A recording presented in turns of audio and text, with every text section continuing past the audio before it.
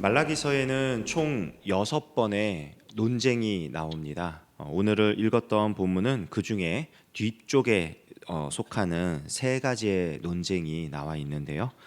이 논쟁의 내용을 그냥 간단하게 요약해서 말씀드리자면은 하나님께서 이스라엘 백성들에게 왜 그런 말을 하느냐, 그러니까 하나님을 정의롭지 않다, 불의하는 자가 번성한다, 왜 그런 말을 하느냐, 그리고 또 그 재물에 대해서 왜 11조를 드리지 않느냐, 그 온전한 재물을 하나님께 드리지 않느냐, 그리고 또 마지막 또 왜 나를 대적하는 말을 하느냐, 하나님을 대적해서 하나님 말씀대로 살아가는 게 헛된 일이라고 왜 그렇게 말하고 사느냐 하는 이런 3가지 내용의 논쟁이 나와 있습니다.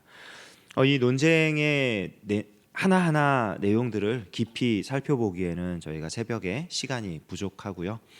이 논쟁들은 하나님께서 시작하신 논쟁입니다. 그러니까 말라기 하나님의 사자, 이 선지자를 통해 가지고 이스라엘 백성들에게 쉽게 말하자면은 왜 그렇게 말하고 왜 그렇게 살아가고 있는가, 그들의 말과 행동에 대하여 하나님께서 질타하시는 그런 내용이라고 볼 수 있습니다.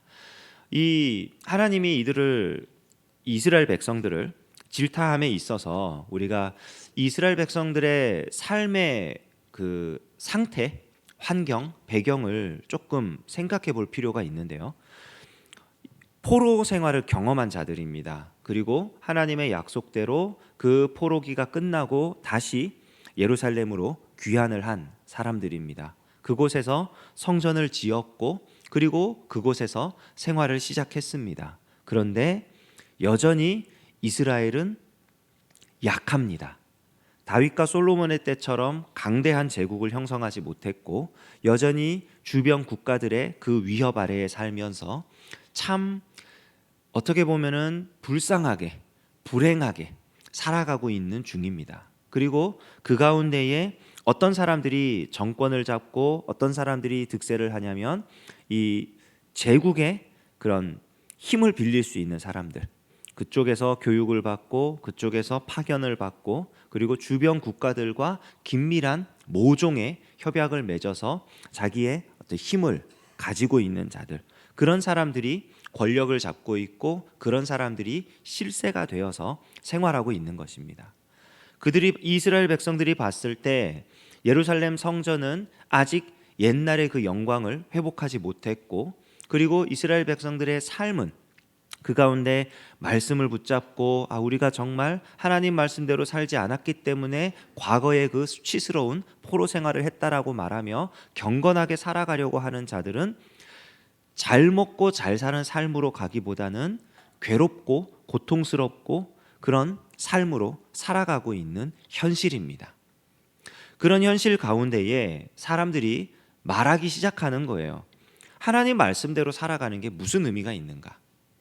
하나님이 약속을 지켰다고 말하는데 지금 하나님의 영광이 임해야 될 성전은 옛날에 비해서 너무나 초라하고 그리고 하나님 말씀을 붙들고 살아가는 사람들이 하나님께서 약속하신 대로 형통하고 잘 되고 그렇게 살아가야 하는데 그런 사람들보다 이방 국가들과 이방 민족들과 협약을 맺고 자기 실력으로 이렇게 정권을 잡아서 살아가는 그 사람들이 훨씬 더 잘 사는 것 아닌가? 그러면 하나님은 어디 계신 것인가?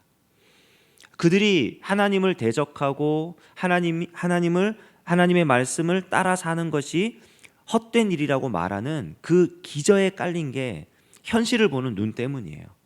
그리고 하나님은 그들에 대해서 그런 그들의 말에 대해서 지금 지적하고 계신 것입니다. 왜 그렇게 말하느냐? 왜 그렇게 말하느냐? 그리고 그들이 또 현실을 보면서 그들의 행동에 있어서 가장 크게 하나님의 지적을 받았던 행동은 그들의 재물을 사용하는 곳에 대해서예요. 아주 단적인 예로 11조를 말씀하시죠. 온전한 11조를 창고에 한번 나한테 들여봐라. 그러면은 내가 너희 창고에 쌓을 것이 없도록 붓는지 그렇지 않는지 한번 시험해봐라. 이거 하나님을 정말 시험해봐라 이런 내용이 아니고요. 그들의 재물을 사용하는 데 있어서 우선순위가 하나님께 없었다는 얘기입니다. 그들이 자기의 이익을 위해서 자기가 어떤 것을 얻어내기 위해서는 마음껏 쓰지만 하나님의 말씀대로 재물을 사용하는 데 있어서는 전혀 하나님을 생각하지 않고 썼다는 그런 반증이에요. 그런 것에 대한 이야기입니다. 그래서 그들의 재물을 사용하는 그 모습이, 그들의 그 행동이 하나님의 존재 그리고 하나님의 말씀, 이것을 전적으로 부정하면서 살아가고 있었다는 얘기입니다. 그들의 말이, 그들의 행동이 하나님을 부정하고 하나님 없이 살아가고 있는 거예요. 그것에 대해서 하나님이 지적을 하시는 겁니다. 왜 그럴까요? 너희가 잘못했으니까 이제 내가 이전에 포로 생활을 했던 것보다 더 심하게 심판할 거야. 더 내가 너희의 이 잘못에 대해서, 죄에 대해서 완전히 다 어떻게 갚아줄 거야. 이런 의도로 하시는 말씀이 아니에요. 하나님께서 그들의 말과 그들의 행동에 대해서 지적하시는 이유는요, 지금 이들이 포로 생활을 마치고 돌아온 자들이에요. 그리고 포로 생활을 마치고 돌아와서 하나님의 말씀대로 살아가야만 할 자들입니다. 그런데 이들이 눈앞의 현실 때문에 하나님의 말씀을 붙들고 살아가는 걸 힘들어하고 있는 거예요. 그래서 그들의 말이 악한 말이 나오는 것이고 그들의 행동이 지금 바른 행동이 나오지 못하는 겁니다. 하나님께서 그것을 지적하고 가르쳐 주시는 이유는요, 그들의 삶이 하나님 앞에 올바르게 되도록 바꾸어 주고 싶기 때문입니다.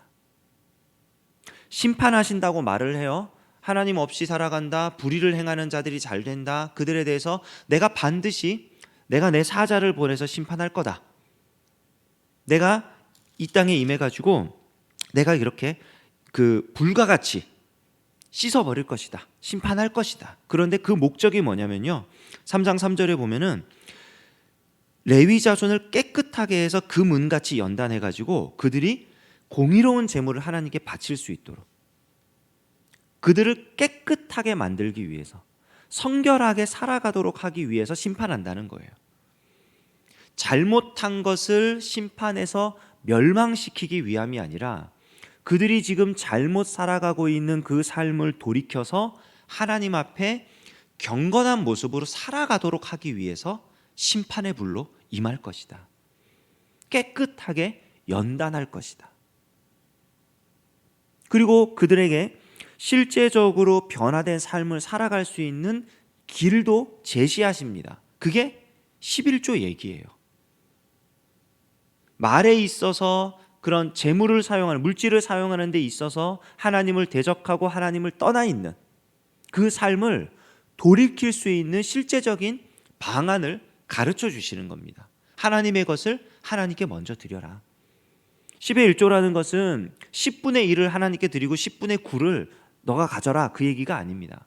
온전한 것이 모두가 다 하나님의 것임을 인정하기 위해서 그것들 가운데 첫 번째 것을 하나님께 드리라는 거예요.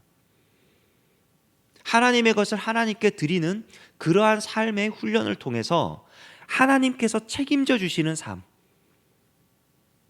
창고에 쌓을 것이 없도록 부어주시는 삶, 메뚜기를 막아서 그 땅에 소출이 풍성하도록 보호해 주시는 삶, 하나님이 책임져 주시는 삶을 살아가도록 하시는 거예요. 그런 방안을 실제로 제시하시는 것입니다. 하나님이 우리의 잘못을 지적하고 우리의 죄악된 모습들을 지적하고 듣는 우리 입장에서는 굉장히 힘듭니다. 이 말을 듣는 이스라엘 백성들이 얼마나 괴로웠겠어요. 포로 생활을 마치고 돌아와서 이곳에서 새롭게 삶을 이제 시작하는 건데 이것만도 힘들어 죽겠는데, 그래서 어떻게든 잘 먹고 잘 살아보려고 애쓰고 있는데 너희 방법이 잘못됐다. 너희의 말이 지금 내 마음을 무척 아프게 한다. 너희의 행동이 지금 내가 보기에 옳지 않다, 선하지 않다. 이런 얘기를 들으면 속상하잖아요. 힘들잖아요. 하나님 왜 그러십니까? 안 그래도 힘든데요. 그럴 수 있단 말이에요. 근데 하나님께서 이렇게 지적하시고 말씀하시는 이유는 그들이 미워서 그들을 정말 멸망하기까지 심판하려고 그게 아니에요.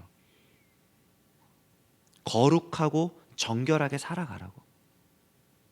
지금 힘든 것 아는데, 지금 괴로운 것 아는데 내 말대로 살아야, 내가 너에게 너희 조상 때부터 전해 내려온 그 말씀대로 살아야 너희들이 정말 제대로 올바르게 정말 행복하게 살아갈 수 있는 것 아니냐.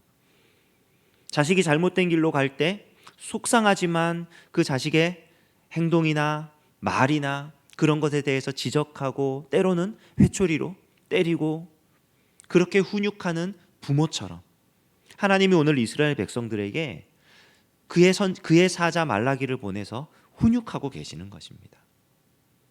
그리고 이 훈육은 오늘 우리에게도 여전히 해당됩니다. 우리의 모습을 돌아보면 우리가 말씀대로 살지 못할 때가 훨씬 많잖아요.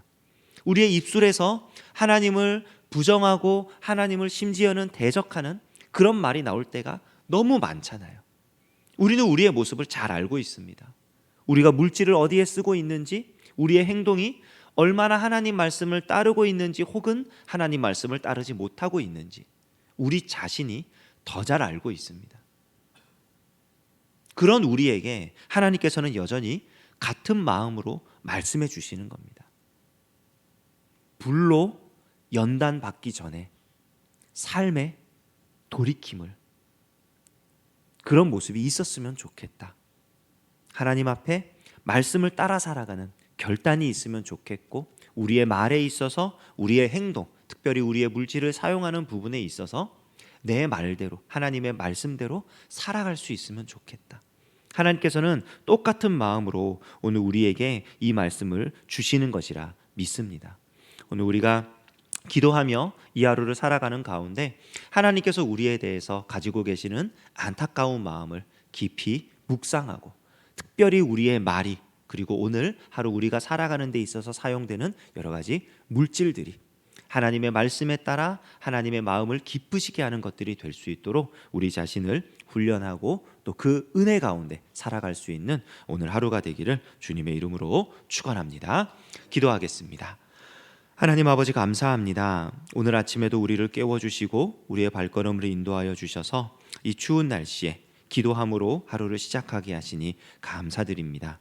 기도하며 하루를 살아갈 때에 하나님, 우리의 입술이, 특별히 우리의 행동 가운데 물질을 사용하는 그런 영역들이 우리 하나님 기쁘시게 해드리는 것들이 될 수 있도록 역사하여 주시고, 우리가 하나님의 말씀을 굳게 붙들고 살아갈 때에 우리의 삶을 책임지시고 우리를 선하게 인도해 주시는 하나님의 놀라운 은혜를 경험하는 이 하루가 되게 하여 주시옵소서. 주님께 감사드리며 예수님의 이름으로 기도합니다.